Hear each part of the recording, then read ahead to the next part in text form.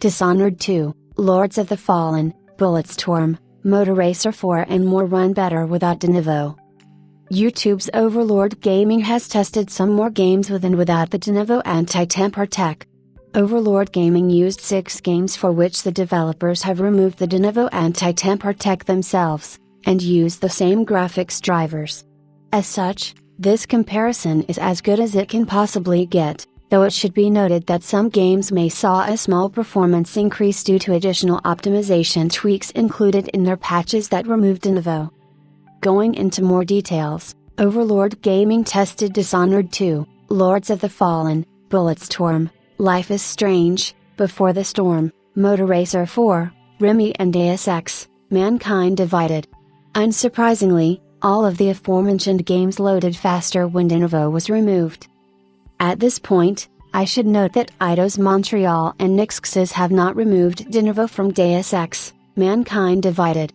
Overlord Gaming used a crack that, contrary to other cracks that simply bypass it, has completely removed the Denuvo anti-tamper tech from the game. As said, all of these games loaded faster when Denuvo was removed, something that did not really surprise us. After all, this is the biggest issue with Denuvo right now, the slower loading times. Overlord Gaming also claimed that all of these games performed faster when Denuvo was removed, and that the Denuvo-powered versions suffered from some stutters that were absent the moment this anti-tamper tech was removed. This basically means that you may get a smoother gaming experience even if your average frame rate is the same in a game using Denuvo.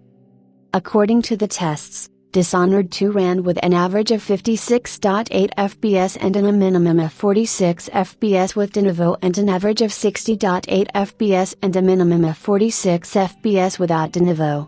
Lords of the Fallen ran with an average of 53 FPS and a minimum of 44 FPS with Denuvo and an average of 70 FPS and a minimum of 51 FPS without Denuvo.